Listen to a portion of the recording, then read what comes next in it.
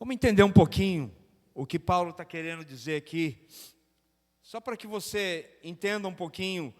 Toda vez que Paulo escreve aos Coríntios, ele escreve com um tom de exortação, porque a igreja de Corinto foi uma das igrejas que deu mais trabalho para Paulo. Não foi a El Shaddai, não foi a Sunrise Church lá, não foi a igreja presbiteriana, não foi a Batista. A igreja em Corinto foi uma das igrejas que deu mais trabalho para Paulo. E todas as vezes que ele escreveu aos Coríntios, ele escreveu exortando, dando direção, dando palavra dura. Porque era uma igreja, Corinto era uma cidade portuária, uma cidade muito movimentada, uma cidade onde navios chegavam e saíam.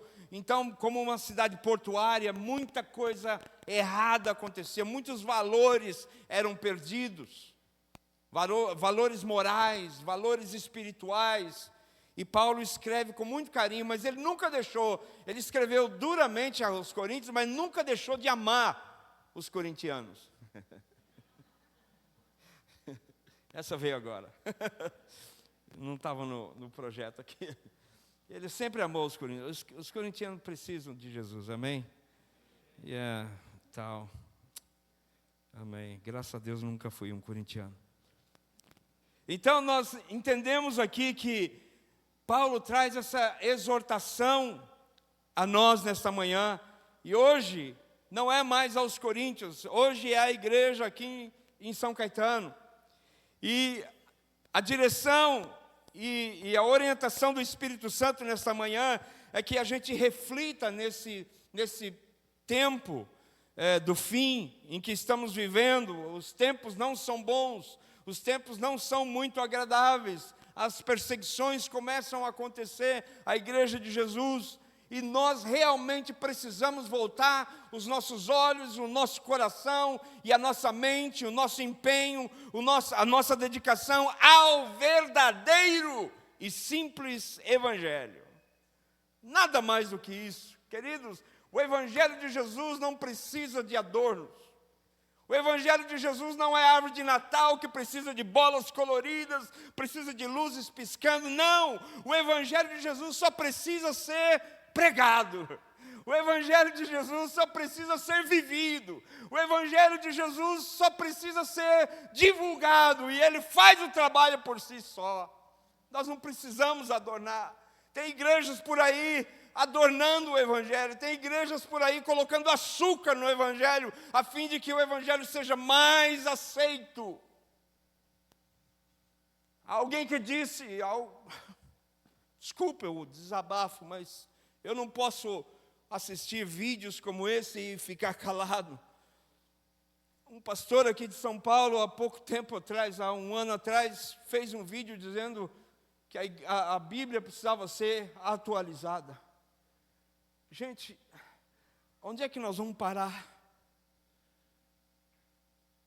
Um outro que eu admirava, ouvia ele na rádio, eu chorava com suas pregações.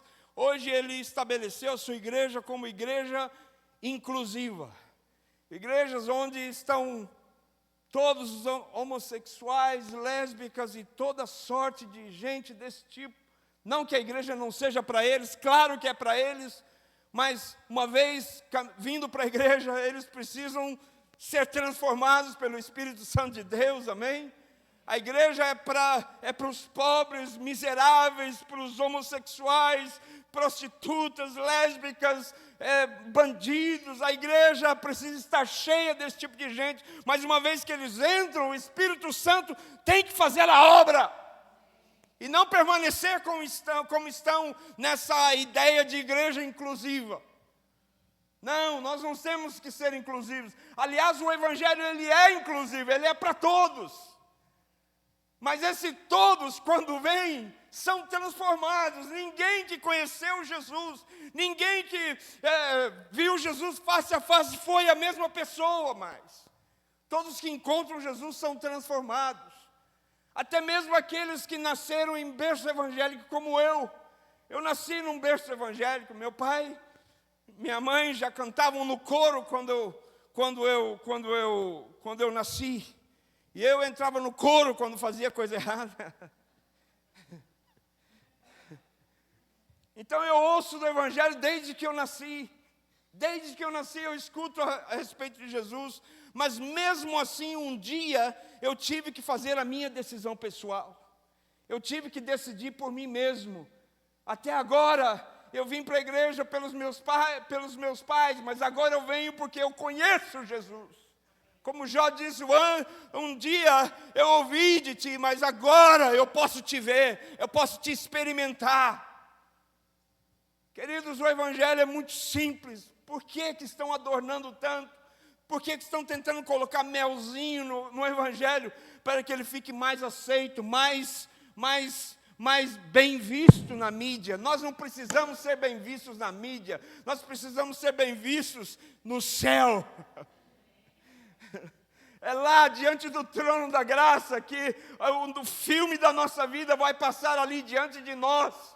E nós vamos responder por cada ato que nós fizemos aqui na terra. Portanto, eu não me importo se eu estou agradando ou não.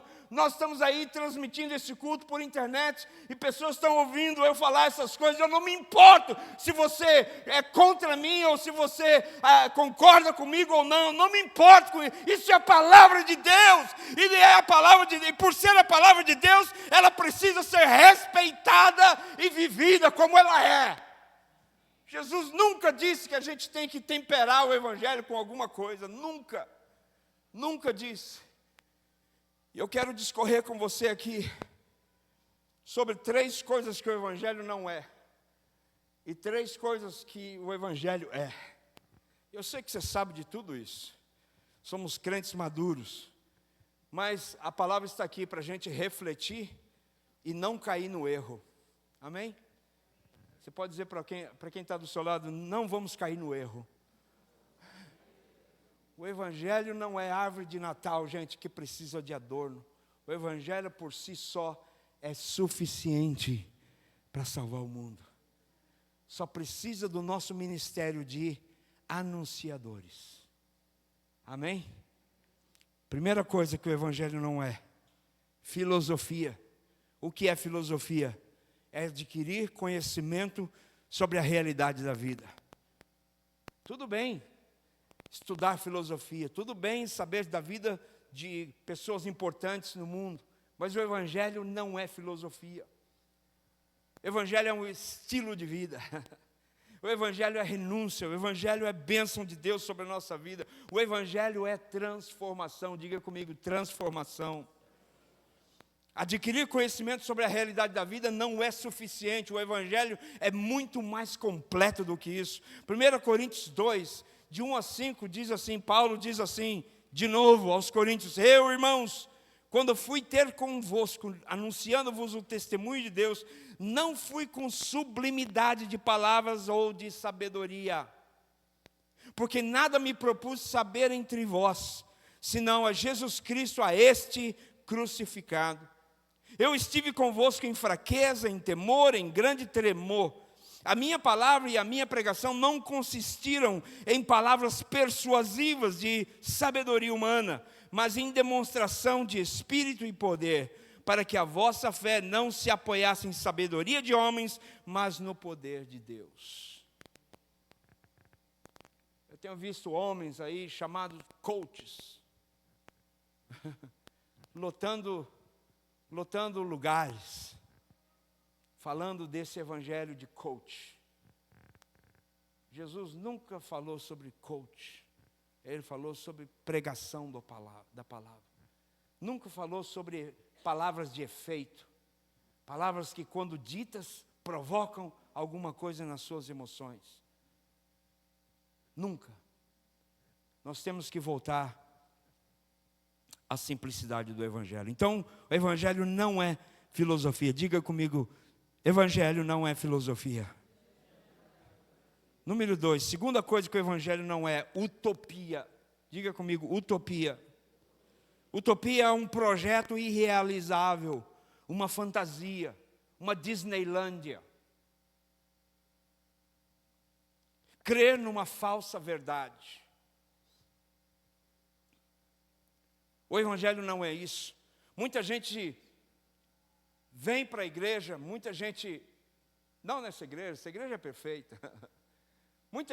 Muita gente vai à igreja aos domingos naquela ideia religiosa de que se eu não for, eu estou em pecado, ou eu preciso ir para cumprir a minha obrigação semanal.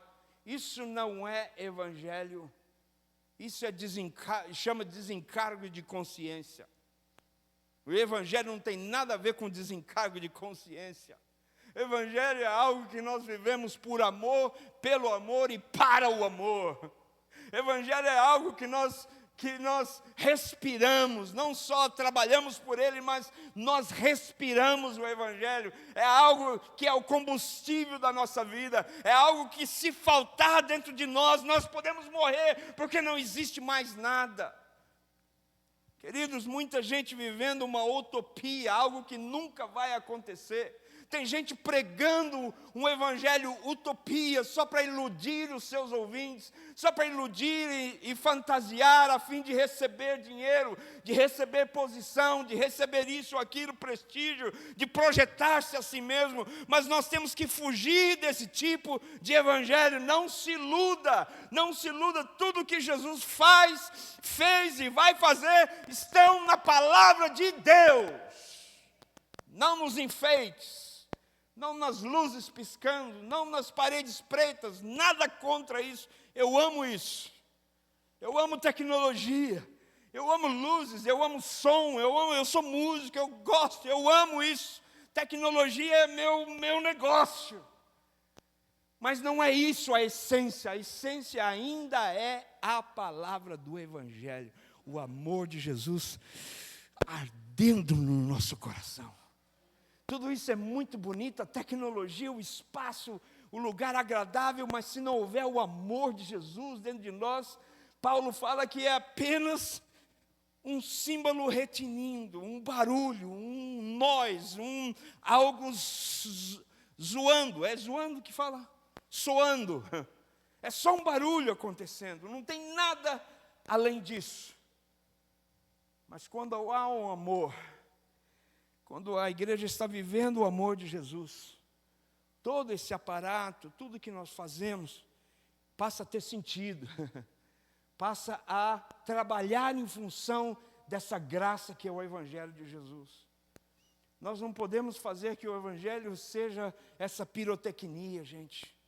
Nós não podemos resumir o Evangelho, o sacrifício de Jesus na cruz do Calvário, nesses telões de LED, nessas superproduções. Tudo isso, já falei, é muito bonito, eu gosto disso. Se eu pudesse, eu também punha na minha igreja.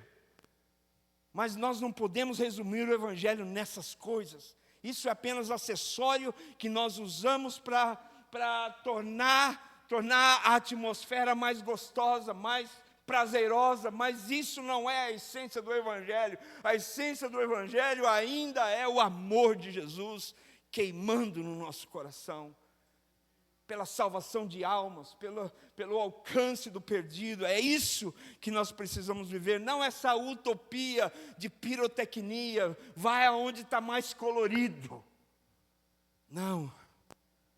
Colossenses 2:8 diz assim, Colossenses 2:8, tende cuidado para que ninguém vos faça presa sua, por meio de filosofias e vãs sutilezas, segundo a tradição dos homens, segundo os rudimentos do mundo, e não segundo Cristo.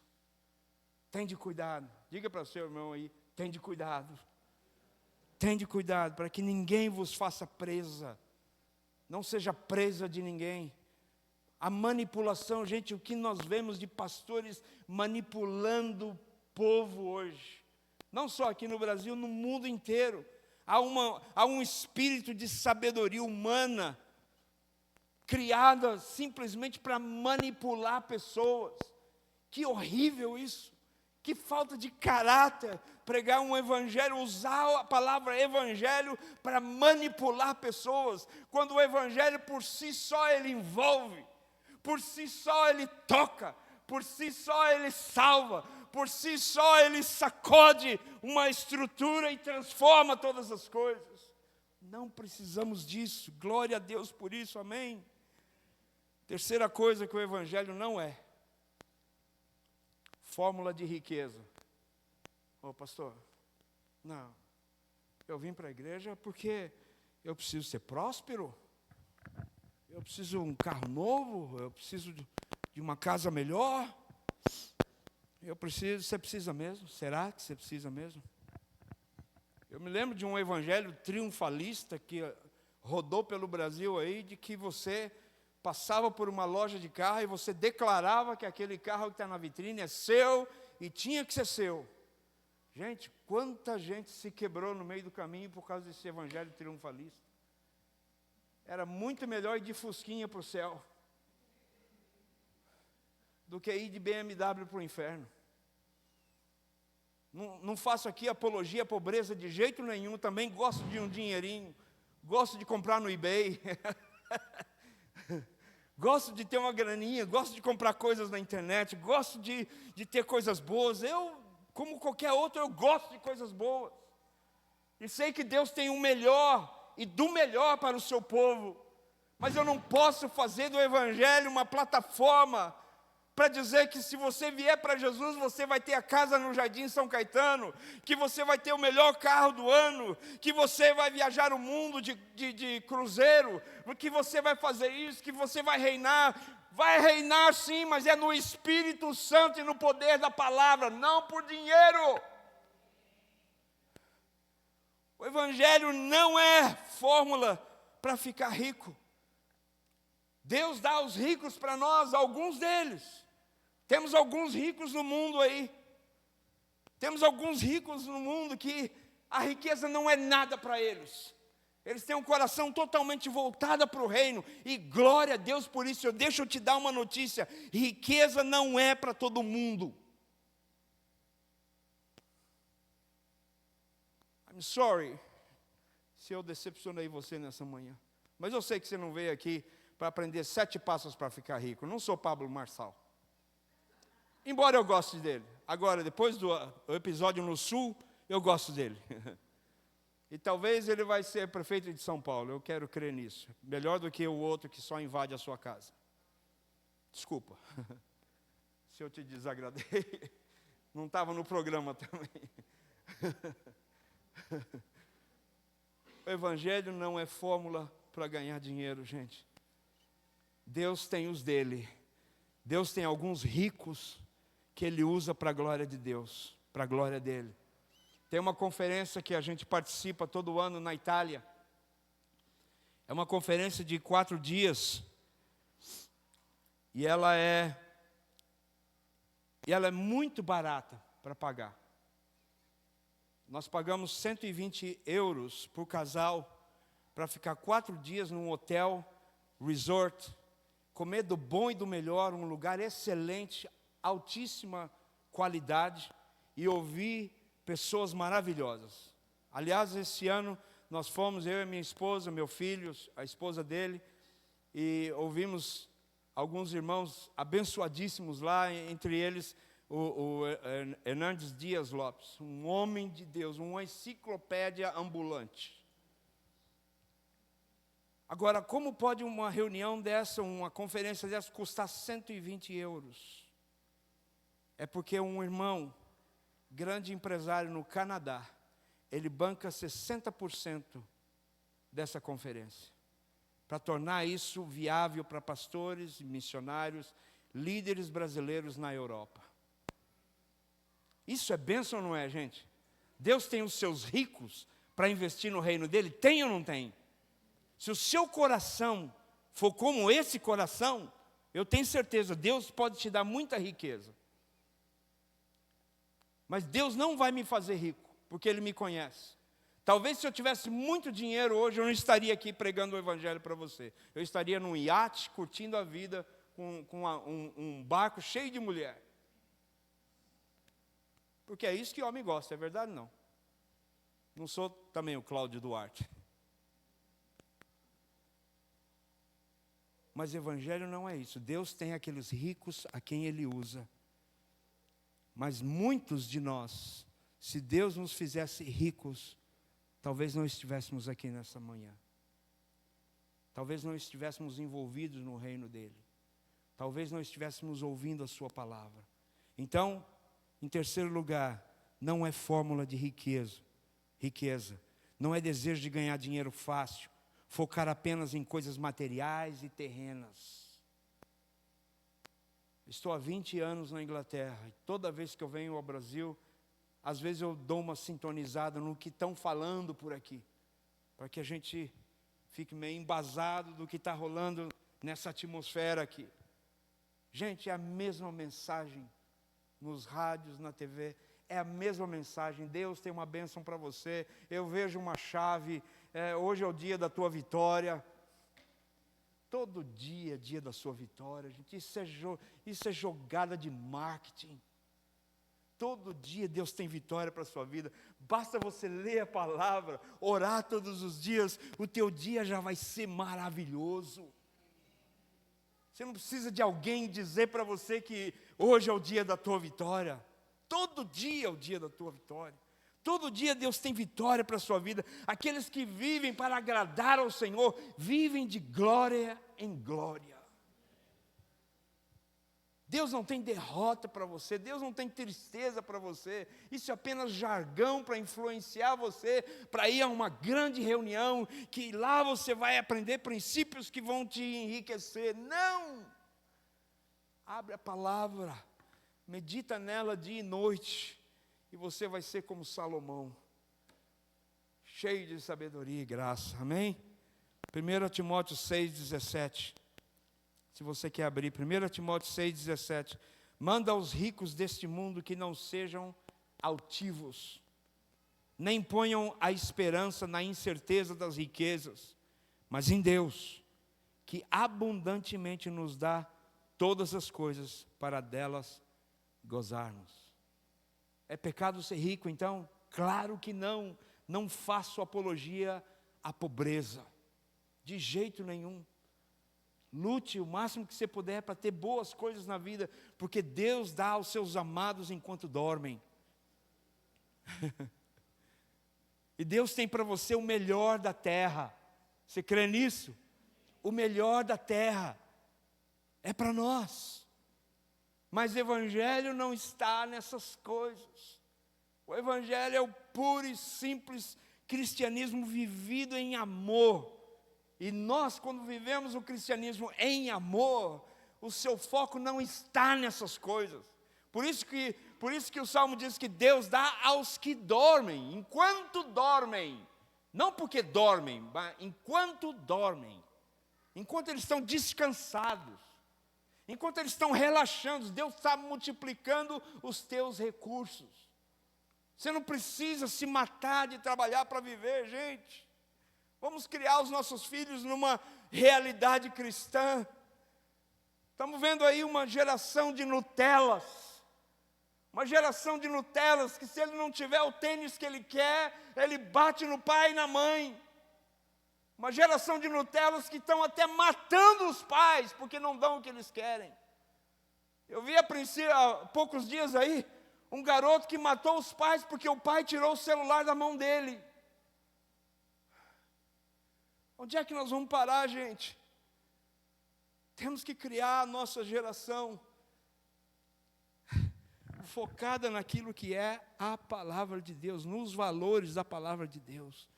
Você pode dar a eles o celular, o iPad, todos os ais que você quiser e puder, mas não se esqueça de ensiná-los princípios da palavra de Deus. Não estamos falando de uma geração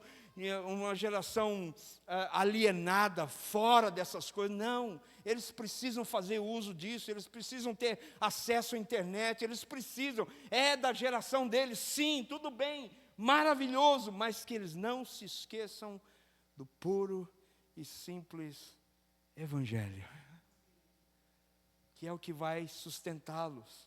Porque um dia os iPads, os iPhones, os ais, não vão adiantar nada. Vai ficar a palavra de Deus, é isso que vai sustentar a vida deles. Então vamos levantar uma geração fortificada, não geração Nutella, gente. Ensine eles a ter o prazer de conquistar as coisas por algum esforço, não dá a eles só porque pediram uma vez.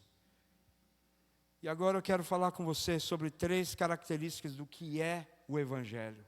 Quantos querem meditar nisso agora. Primeira coisa, evangelho é metamorfose. Evangelho é mudança de vida, mudança de mente, metanoia, metamorfose, é mudança, é mudar o comportamento, mudar a vida, mudar o foco, mudar completamente a sua razão de viver. Evangelho é mudança. Tem gente aí achando que pode viver um evangelho e pode fazer as coisas que fazia, que sempre fez. Casais que saem do culto no domingo à noite e vão para um motel e achando que está tudo bem. Pessoas que vivem na igreja, até dão o dízimo, até contribuem financeiramente, mas continuam fazendo negócios errados de segunda a sexta. Isso não é evangelho. O evangelho é mudança de mente, mudança de coração, mudança de vida. Paulo fala, aquele que roubava, não roube mais. Aquele que adulterava, não adultere mais. Precisa haver mudança, por isso que eu não acredito nessa ideia de igreja inclusiva. A igreja inclusiva é aquela que aceita todo mundo e todo mundo pode continuar do jeito que está. Não, isso não é evangelho. Isso é árvore de Natal. E muito colorida.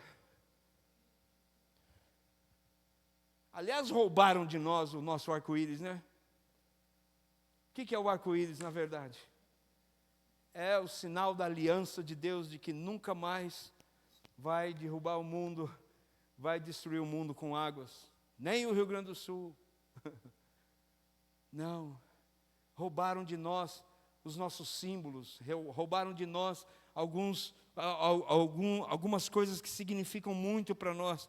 Hoje, falar em arco-íris, a gente já não lembra mais de Noé. Lembra de outras coisas. O que é isso? O evangelho não é isso. É mudança de vida. Romanos 12, 2. Você conhece bem, Romanos 12, 2. E não vos conformeis com esse mundo, mas transformai-vos pela renovação do vosso entendimento, para que experimenteis qual seja a boa, agradável e perfeita. Preciso dizer alguma coisa a mais? Está muito claro isso aqui. Não vos conformeis. Quando Paulo diz aqui, não vos conformeis, ele não está dizendo assim, não me conformo com esse negócio. Para nós no português essa palavra tem duplo sentido. Mas aqui Paulo está dizendo, não tome a forma do mundo. Não vos conformais, não façam como o mundo faz. Não viva como o mundo vive. Não haja como o mundo age. Não se comporte como o mundo se comporta. Não tome a forma deles. Embora você esteja no meio deles, e temos que estar no meio deles, porque Jesus disse que uma luz não se põe debaixo da mesa. A luz tem que ser no alto, para clarear toda a casa, é ou não é? Então nós temos que estar no meio das trevas. Nós temos que viver no meio das trevas. Nós temos que caminhar com os perdidos. Jesus gastou muito tempo do ministério dele andando com esse tipo de gente. Foi até julgado por causa disso. Mas a luz tem que estar onde há trevas. Porém, as trevas não podem nos influenciar. Nós não podemos nos acomodar e fazer conforme as trevas fazem. Não vos conformeis com este mundo, mas renovai a vossa mente para compreender a boa, agradável e perfeita vontade de Deus. Amém? Segunda coisa que é o evangelho, exemplo. Diga comigo, exemplo. Uma vida de amor, piedade e testemunho. Diga comigo, amor, piedade e testemunho. Deus quer se revelar a esse mundo, gente. Eu quero te dizer, apesar de todas essas coisas fantasiarem a vida das pessoas, eles ainda estão infelizes. Porque o carro novo não supre A casa grande não supre. Viagens pelo mundo não suprem a necessidade espiritual desse povo. O que supre eles completamente é a palavra de Deus e a pessoa de Jesus Cristo na vida deles. Por isso, como é que eles vão ver Jesus? A Bíblia diz que os anjos dariam tudo para evangelizar, mas Jesus falou, não. A palavra de Deus diz, não, isso aí é obra do meu povo, eles vão evangelizar. Alguns vão para as praças gritar, alguns vão para as praças pregar o evangelho. Eu acho lindo isso. Eu não consigo fazer isso. Não é meu chamado, embora eu já tenha feito e às vezes faço. Não é aquilo que me move muitas vezes. Mas o exemplo é o que fala mais alto. É a sua vida que fala mais alto. É o seu comportamento lá na empresa. É o seu comportamento lá na escola, na faculdade. É a sua vida que muda a sua vizinhança. Quantos aqui sabem o nome do seu vizinho da direita e da esquerda? Quantos aqui? Pelo menos da direita e da esquerda. Que bom, que bom. Sabe que isso é importante, a influência sobre a nossa vizinhança é muito importante. Vou dizer aqui uma história que está na Bíblia, daquela viúva pobre, aquela viúva que ficou sem um marido, e o marido era o ajudante do Eliseu, profeta Eliseu, e ele morreu. E ela não tinha como pagar a prestação do como é que é? Tem BNH ainda aqui? Não?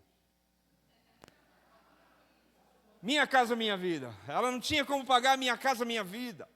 Ela não tinha como comprar comida. E aí os credores vieram até ela para levar os filhos. E ela vai ao profeta e diz, e agora? Ele diz, vai na sua vizinhança e empresta vasilha. O que você tem em casa? Eu tenho uma pequena botija de óleo. Óleo naquele tempo era combustível, era como ouro. Ela disse que tinha alguma coisa, um pouquinho. Ele disse, vai aos seus amigos e vizinhos e colhe vasilhas vazias. E depois se tranca em casa e começa a derramar esse óleo. Quantas vasilhas ela conseguiu? A Bíblia não fala quanto, mas vamos supor que ela tenha conseguido 100 vasilhas vazias. Então a gente entende que essas 100 vasilhas vazias era o nível de influência que ela tinha com os seus vizinhos. Então eu quero encorajar você hoje a ter boas amizades com seus vizinhos, porque o dia que você precisar de vasilhas vazias, você vai contar com eles. Se você tiver influência sobre 30, são 30 vasilhas que você vai ter. Mas se você tiver influência sobre 100, será 100 o teu limite. Quantos podem dizer amém? Começa a distribuir, faz um bolo, um chá à tarde, convide as suas vizinhas.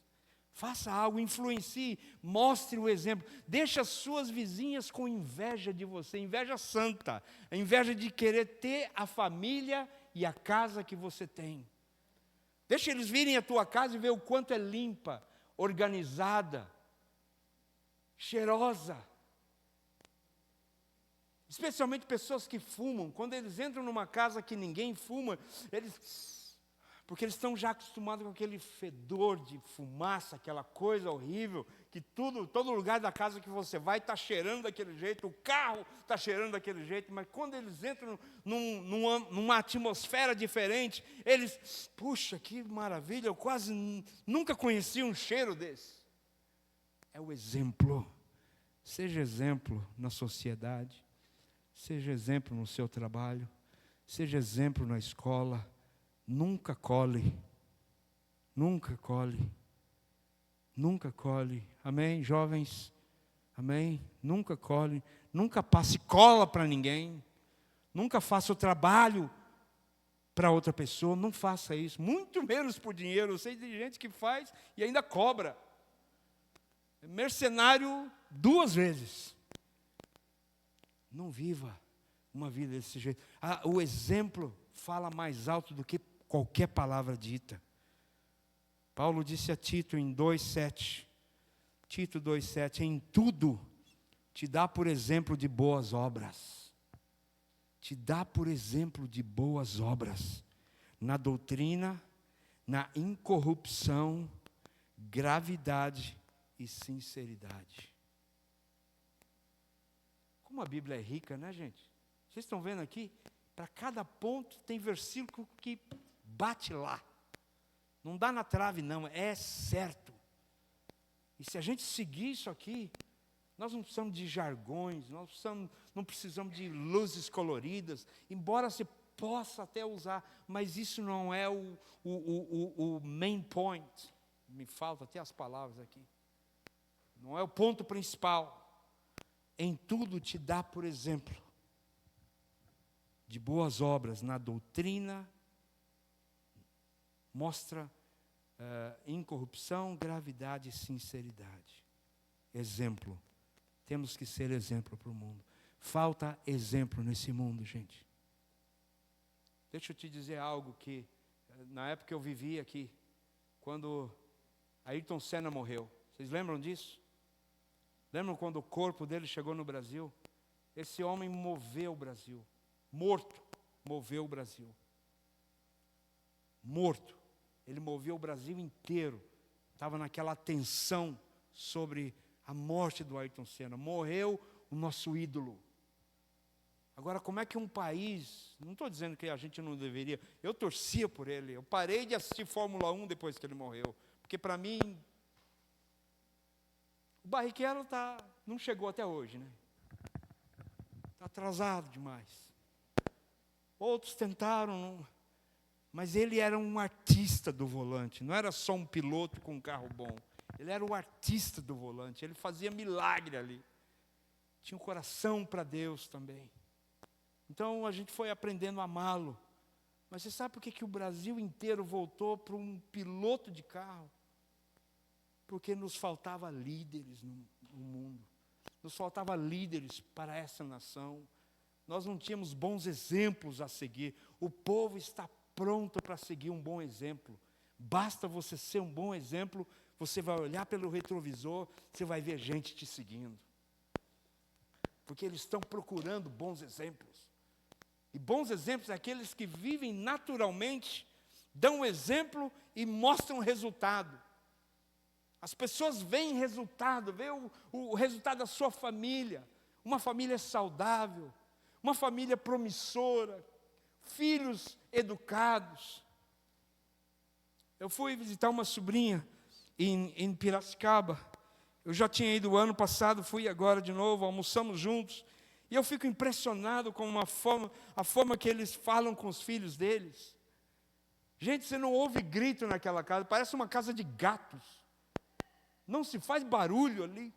O menino estava fazendo alguma coisa errada assim, e eu disse, o pai vai dar uma bronca, quer ver? Mateus, por favor, meu filho, não faça assim. Então. O menino já parou na hora, subiu e foi fazer outra coisa. Eu fiquei impressionado. Fosse um outro pai, moleque, para! E na nossa frente ainda, né? Mas não, que educação. Eu falei, puxa, essa família é um exemplo na criação de filhos. É um exemplo, eles obedecem. Aí eu comecei a observar em outras atitudes. Mesma coisa, na hora de comer, todo mundo sentou e as crianças ali de alguma, né? Vem, crianças, vem, senta com a gente aqui. Eles sentaram, comeram bonitinho, ninguém derramou guaraná na mesa e tal. Aquela família que você olha assim e fala, puxa vida, existe isso ainda? Existe, é sua. Seja exemplo. Deixe os seus filhos serem exemplos. Eu me lembro um dia, um rapaz da nossa igreja chegou para mim e disse, eu admiro muito a sua família. Eu quero realmente ter uma família um dia igual à sua. A gente olha no palco assim, é você, a sua esposa, seus filhos, todos ministrando alguma coisa, ou louvor, ou tocando um instrumento, ou pregando, dando testemunho, ministrando oferta. Eu quero ter uma família como a sua. Eu disse para ele assim, dura coisa pediste. Não é fácil ter uma família dessa. Não é fácil. Eu não me gabo por mim mesmo. Isso é uma dedicação, uma vida de dedicação aos nossos filhos. Nós lemos a Bíblia capa a capa, como família, 2 vezes. Capa a capa, 2 vezes. Toda noite, lendo 3, 4 capítulos da Bíblia. Qual é o pai ou a mãe que senta e lê 4 capítulos da Bíblia hoje com seu filho? Se você faz isso, amém, a sua família é exemplo. Mas muitos pensam que ter uma família correta, uma família no temor do Senhor é fácil. Não é fácil, gente. Mais fácil é deixar na internet. Mais fácil é deixar na frente da televisão. Dá tudo para eles lá no quarto deles, eles passam o dia lá. Tem criança levando um prato de comida para o quarto. De repente, quando você visita lá durante a semana, tem lá 3, 4 pratos, 5 copos. Porque eles vão comendo e vão largando ali, nem sequer vêm lavar o que sujaram. Vamos ser exemplos na criação dos nossos filhos, amém? Porque esse exemplo é o que vai mostrar Jesus para o mundo. Você pode sair pelas praças gritando, Jesus salva, mas você tem que ter exemplo para mostrar.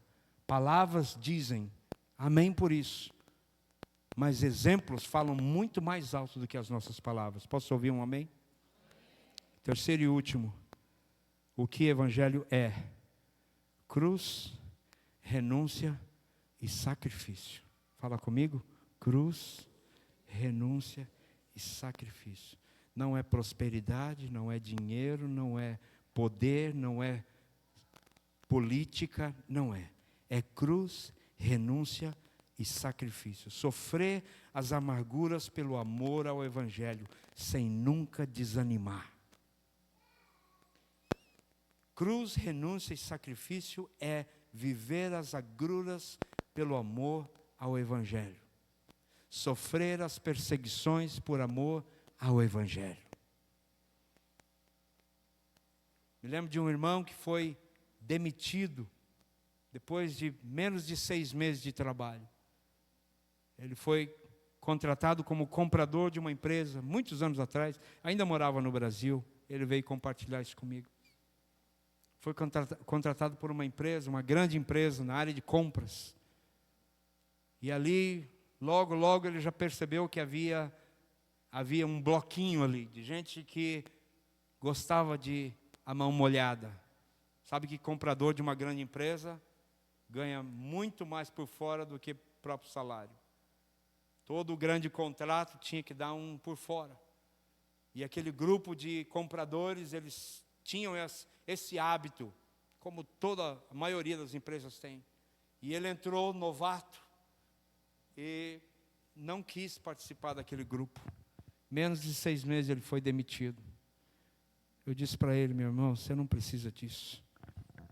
Isso é sofrer pelo Evangelho. Você, para mostrar a Jesus, perdeu o seu emprego. Pois Jesus vai te dar algo muito mais precioso do que isso. Você não precisa se contaminar, se conformar com o mundo, fazer o que o mundo faz para ser agradável, para ser amigo ou para ser parte do grupo. Você não precisa. Você não precisa disso. É renúncia, é sacrifício, é sofrer as agruras pelo amor ao Evangelho. Lucas 9, 23, e eu encerro. Então disse a todos: se alguém quer vir após mim, negue-se. Diga comigo, negue-se a si mesmo. Tome a cada dia a sua cruz e siga-me. Esse é o X-ray, é o raio-x do Evangelho. Negar-se a si mesmo a cada dia. Tomar a sua cruz. E ser, pastor, mas isso é muito sofrimento. Olha o que Jesus fez por você na cruz. Qualquer sofrimento que passemos em vida, não chega nem 1/1000 daquilo que Jesus sofreu por nós. Não faça parte dessa geração melancólica que quer tudo facinho. Essa geração micro-ondas que quer tudo rápido. Essa geração dengosa que não pode espirrar que já está morrendo. Não. Sofra as agruras do Evangelho. Sofra a perseguição com alegria. Uau, me mandaram embora porque eu não quis roubar com eles. Glória a Deus. Não lamente não, Deus tem o melhor para a sua vida. Aquele que sofre pelo Evangelho receberá a recompensa de Deus. E a recompensa de Deus não te acrescenta dores. Ela te fortalece. Ela te exalta. Tome cada dia a sua cruz e siga. Siga a Ele. Oh, queridos. Vamos voltar ao primeiro amor? Vamos voltar para Jesus.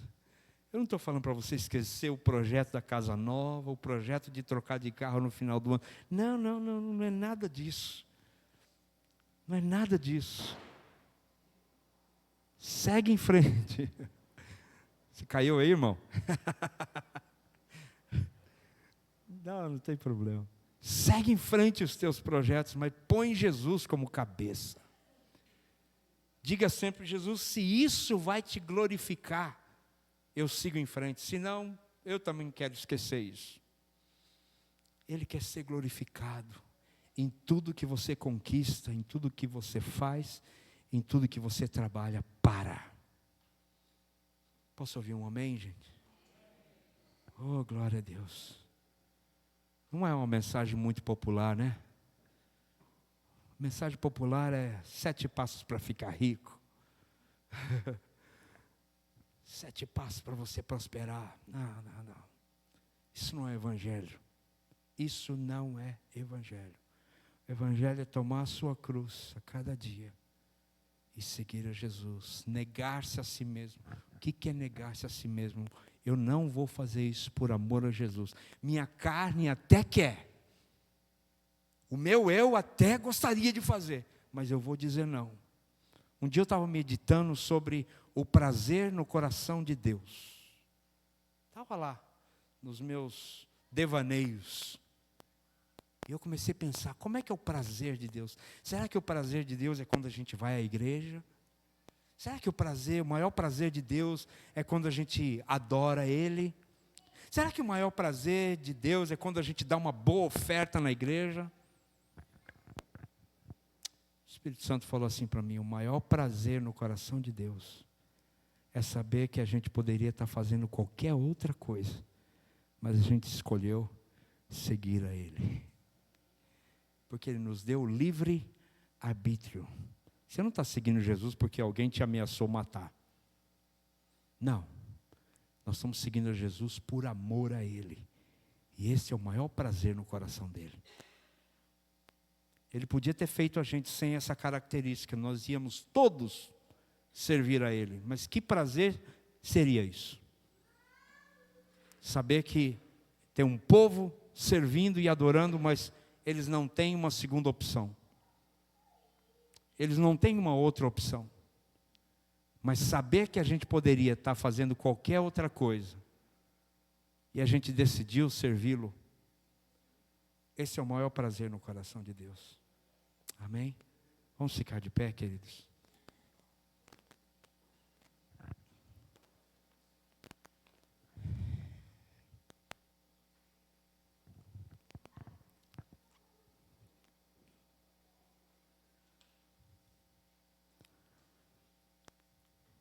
Quantos gostariam de abrir seu coração nesta manhã e dizer, Jesus, com toda a sinceridade, eu tinha outras intenções, mas hoje eu entendi que o meu coração precisa estar em Ti, somente em Ti. E que quando isso acontece, todas as demais coisas me são acrescentadas. Eu te louvo, Senhor, por esta manhã, pela vida de cada um aqui, e por ter falado em cada coração, inclusive o meu, quando eu recebi essa mensagem do Senhor. Nós já sabíamos de tudo isso, mas precisamos trazer isso à baila todos os dias. para não cairmos no erro que outros já caíram. Mantenha essa igreja pura, Senhor, como sempre foi, focada na Tua palavra. Não importa o número, o que importa é a nossa profundidade no Senhor, o nosso coração no Senhor. Multidão não explica muito, multidão não justifica muitas vezes. Aliás, muitas das vezes a multidão vai em torno da pirotecnia gospel. Mas nós estamos firmados na Tua palavra, em viver o puro e simples Evangelho. Faz com que a nossa casa, a nossa família, os nossos filhos, sejam bons exemplos na sociedade que vivemos. Não importa o quão corrupto está essa sociedade. Não importa. Nós somos luz e temos que estar nas trevas para iluminar. E faz com que eles vejam em nós que nós somos diferentes. Não somos antiquados, antigos, fora de moda, old fashion. Não, nós somos simplesmente crentes em Jesus. E a nossa vida não está baseada no que somos e temos, mas na Tua presença em nós. O quanto Jesus é em nós, é o que queremos expressar nesse mundo. E faz-nos vozes ambulantes para tornar o Evangelho conhecido, mas de uma forma pura e simples, sem enfeites, sem adornos, sem mel, sem açúcar, tal como Ele é, tal como Jesus recebeu, Jesus ministrou, tal como Paulo recebeu e também ministrou. Eu oro em nome de Jesus, para a Tua glória. Amém, Jesus. Deus te abençoe.